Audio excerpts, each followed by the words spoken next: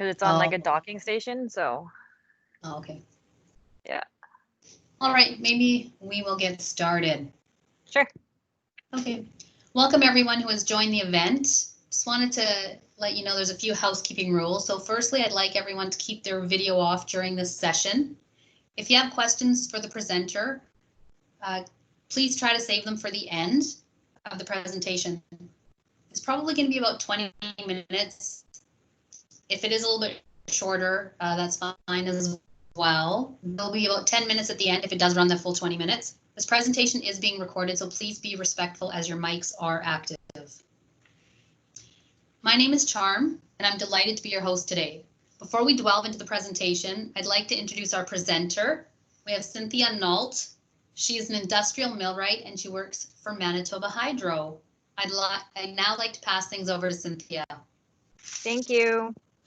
Hi, everybody. I'm Cynthianault. I work for Manitoba Hydro. I've been here for, I'm going to say, about 8 years.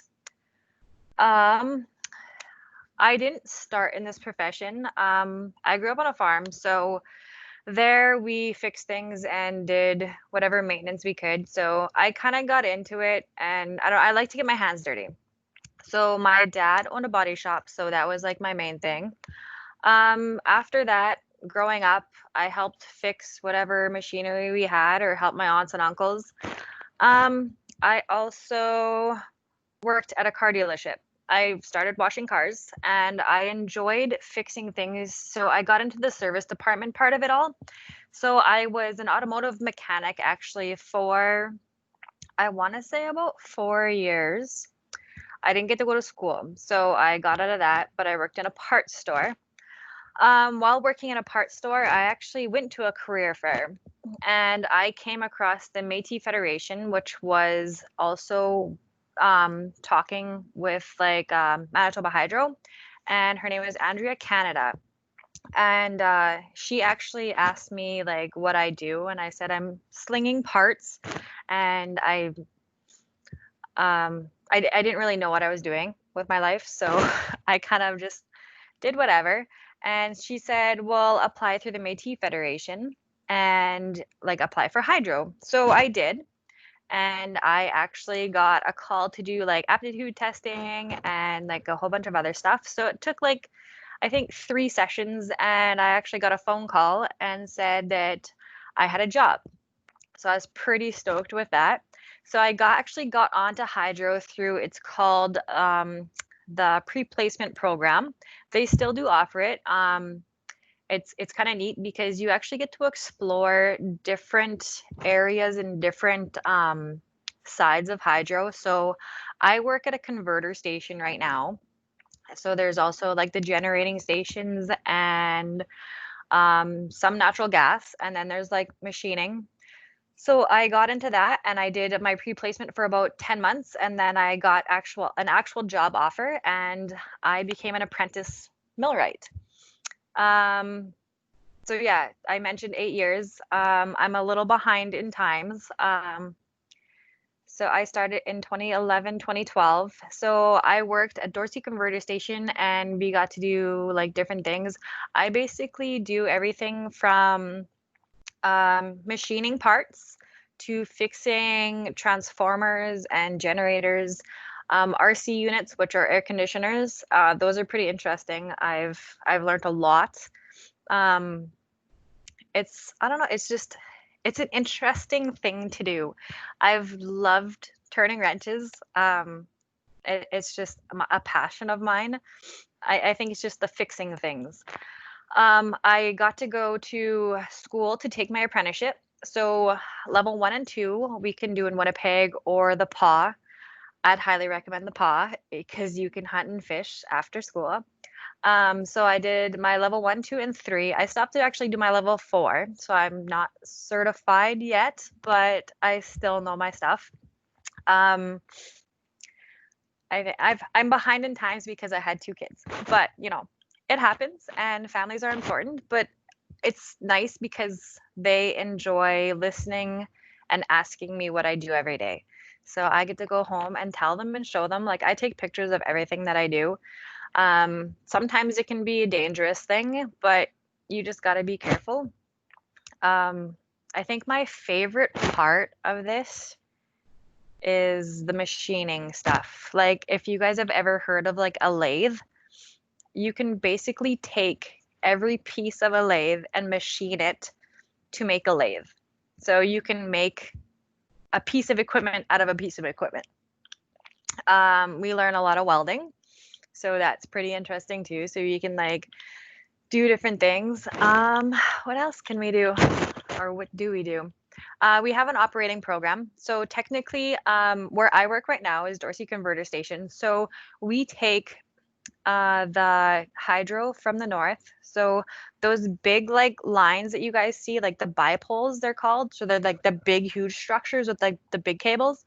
That stuff is it comes from the north and it comes down to us, and we bump it down or step it down to about 230 kV, which is like 230,000 volts, and we distribute it out around. So we're a part of that, and we get to like we make sure Manitoba has all the power. And then after that, we step it up again into our transformers, and they are basically like ginormous generators. So we have the transformers and the synchronous condensers, and you can hear those things start up. But like if you ever are at home and you see your lights flicker, that's usually one of our transformer or not our transformers, our generators or our synchronous condensers starting up. And if too many people have lights on, it like causes a flicker. It's kind of neat. It's power surges. And then after that, we actually step it up one more time to 500,000 volts, and it goes actually to the States, and we supply Saskatchewan and Ontario, I think a little bit soon. So I'm a part of that as well. So like sometimes, well, if you're an operator, you do shift work. As a mechanic here for me, I'm just a straight single trade. So I just get to work in the shop. So I get to get dirty and do different things. I think my favorite part is doing brush maintenance, because as much as everyone hates carbon dust, it is like you come out and you're filthy. But I think if you didn't do a job, if you're not dirty when you do a job, you didn't do a good job. But that's just me. I don't know. I work with a bunch of like really awesome people. So it's a good career to have. I hope to stay in it and keep doing this. What else can I tell you guys? I'm not too sure. I'm a little confused on everything. So, but if anybody has any questions, feel free to ask. And I think I just lost the presentation. Oh no, here we go. Sorry. Yeah, I don't know. Charm, anything? If you're more than welcome. If you don't want to just ask a question outright, you can put it up into the chat. Some of you, I'm not sure if you're students who are in this right now, you might want to throw that in the chat just so I know if you're a student, if you're an educator. I know I work in education, so I know quite a bit about this, but in case you are students, maybe a little bit more about apprenticeship. I know quite a bit about it, but is that something that you're paid for, or how did that work for you? For me, yeah, we are paid apprentices. So you start, you have to get so many hours. So I think for the first year, so you have to work 1,600 hours for every level of apprenticeship. Then you get to go to your levels. So once you finish and complete levels, as long as you pass, then you get to do like the next step, but you need so many hours to get into them. But they're easy, and everyone is like super awesome. The teachers that you have for apprenticeships and the people who are around here, even the apprenticeship board, they help you through everything. As if you're like a little scared to do different things or try anything, they kind of basically lead you in the right direction. So I'm still doing my apprenticeship. It's just because I'm behind from having a family, but everyone is supportive of me. And I think anybody in apprenticeship, I've heard of for different kinds of apprenticeships, that as long as you have your journeyman that is willing to teach you, you will do great. So that's what I have. I have amazing journeymen that take me under their wing and teach me. It's like having a bunch of big brothers and they're amazing. I love it. I don't think I would ever change anything in the world for it. Excellent. So often you hear about working in male-dominated industries that you can face challenges. It sounds from listening to you speak here today that you really haven't, and you work with an awesome group of people. Is this true? Yeah, like, well, it all depends on where you work. I have had my difficulties. Some guys, they do think like, oh, she's a girl, she's weak. I'm not saying prove yourself. You do what you do. I myself, if I can't do anything or do something or I can't lift something, I ask for help. Never be afraid to ask for help. As a guy or a girl, just ask for help. It's never stupid or anything else. I don't think it's like discriminatory at all. Some people joke around, it's like, oh, you're a weakling. But in the end, they do help, especially here. Actually, there's guys that think they can like lift 150 pounds themselves and they can't. So they're like, hey, Cynthia, come help me. Like, there's different things that we have to do, and you need a teammate sometimes. You can't do everything by yourself. Like, I have to do compressor maintenance. It may be scheduled for one person, but I always ask somebody else to help. I think it's also a safety thing. But as a female working in a male dominated industry, it does have its difficulties. I've had mine throughout the years. You just you kind of deal with them, and as long as you have like supportive people, it's really good to have them so you have someone to talk to. Um, I actually, it's kind of weird to say, I've had more discrepancies with the females that I work with than the guys, but I think it's because we're almost in competition with each other. I think we started out with 13. There used to be over 30 female millwrights, I think, in hydro.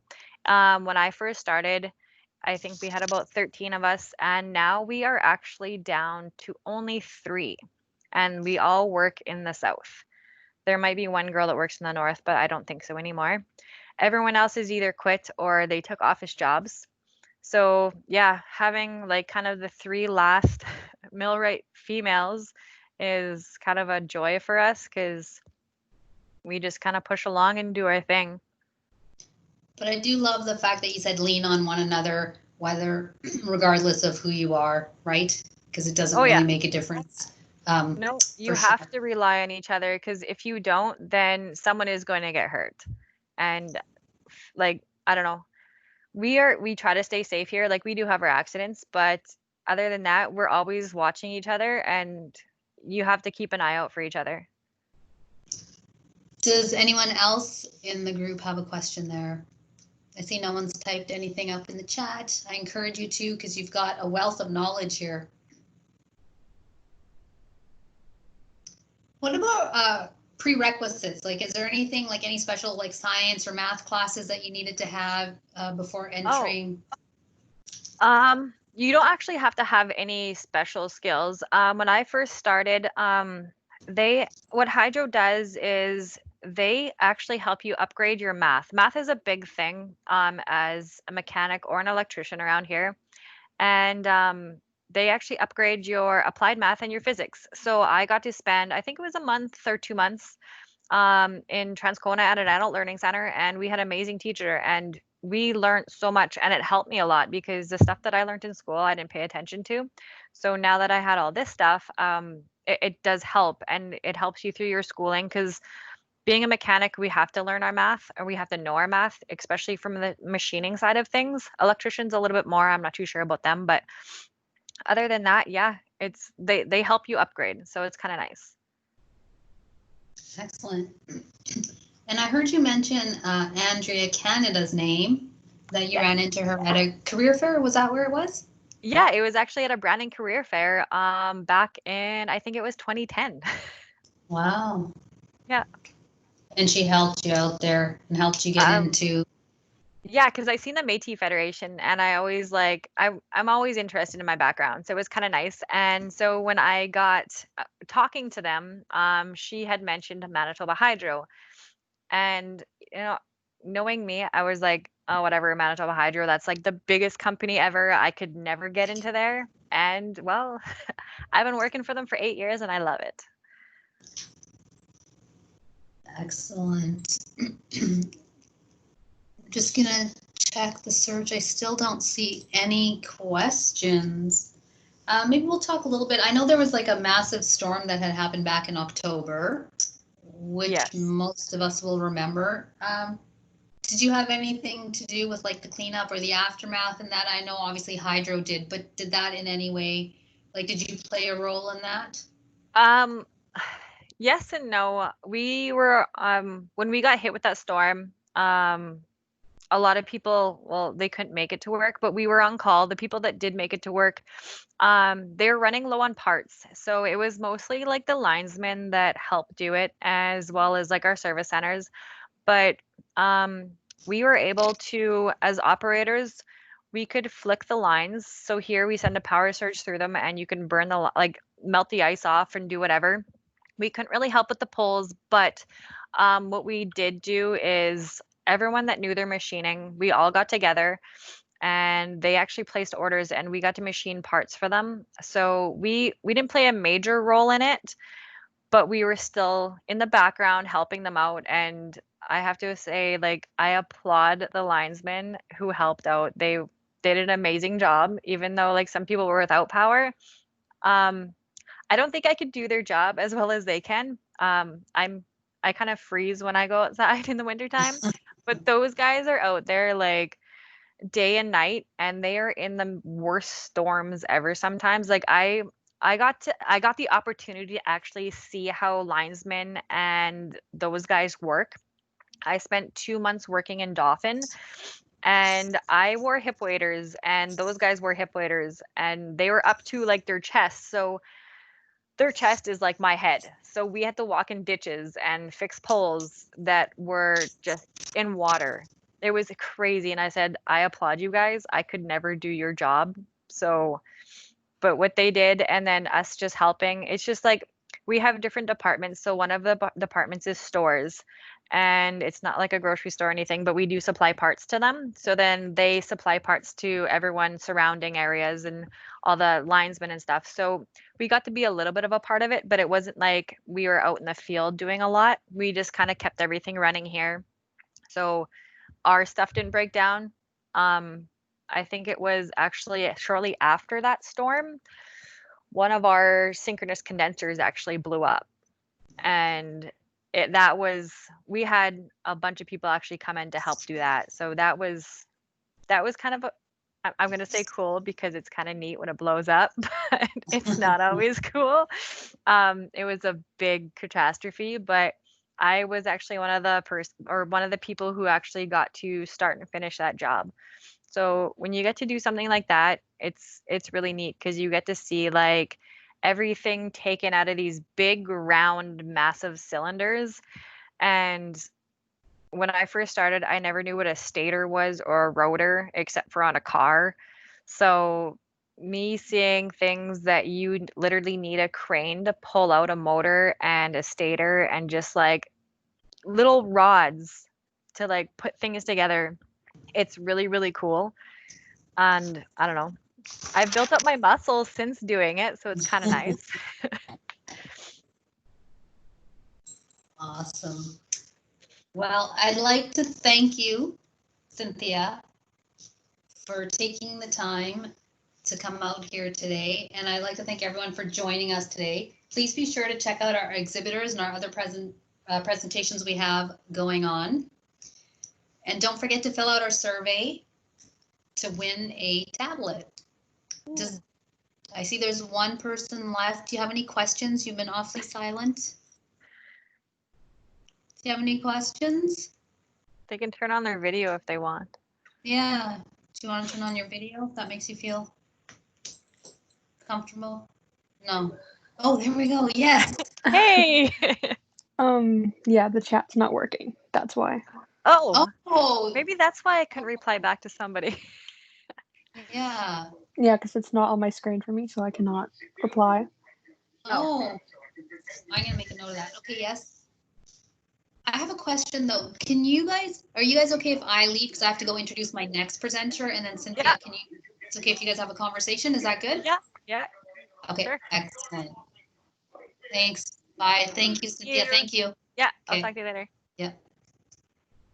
Hey, I think you're the only one that stayed. Yeah, How are you? I'm good. You? Not too bad. I'm at work though. It kind of sucks. So have you gone to like a women in trades program conference or anything before? No. No? Before all this started, I used to be a mentor for it was like young women in trades, and it was like a young women's conference. So like I think I can't remember the grades. I think it was grade 8 to grade 11. So I got to like talk to the girls and stuff like that and introduce them. And the only thing that sucks, I got to bring stuff to show them different things that I do. So it's kind of neat. Um, yeah, I don't know. It was just easier like being hands-on instead of like talking. I'm not used to like talking to a screen, so it's kind of a little different. Yeah. So do you have like interests in trades or anything or Yes. In welding, I have a lot of welding? experience in that. Yeah. We do have a welder here. We used to have a female welder. She actually quit hydro and she's now a teacher. She teaches welding, but she was a pretty good welder and we enjoyed her. Um, I'd say get into it because it's really fun. There is when we do conferences, we can do them at Red River or MITT. I suggest when MITT does open, and you're not graduated yet or anything. No. Are you're in welding classes? Yes. Because I think they do a high school course type thing there, but the teachers there are amazing. They will bend over backwards for you. And if you screw up, you know how some teachers are like, well, you did this wrong. Yeah. These guys, they do not shun you. They do not give you anything else. They they help you. They push you to do better, but they do it in a nice way and they don't put you down. So it's really, really nice. Yeah. Yeah, a lot of girls though, like when I did a conference last year, there was 3 girls that loved welding, and I don't blame you guys. I think welding is an art. It is really, really cool. Because I'm actually after this, I'm gonna go make a fireplace. Because we get like I think we have plasma cutters because I'm making like a fireplace with the constellations. So yeah, no, welding is an art. I think if I wasn't a mechanic, I would have chose welding. But I get to do welding as well, so it's kind of fun. But we do have our ticketed welders. But I would say go for it and do your thing. It's fun. And you know what? I'm not saying you prove to the guys that you can do better, but even the guys that I work with, they even say women are better at trades than men because we are more um, picky, I guess. Uh, Yeah. Attention to detail. So even though we say we cut corners or something like that to do it, we still come out looking better. But yeah, we are more attention to detail and we can problem solve faster than them. Like if you talk to the guys here, they will say that us women can problem solve faster than they can.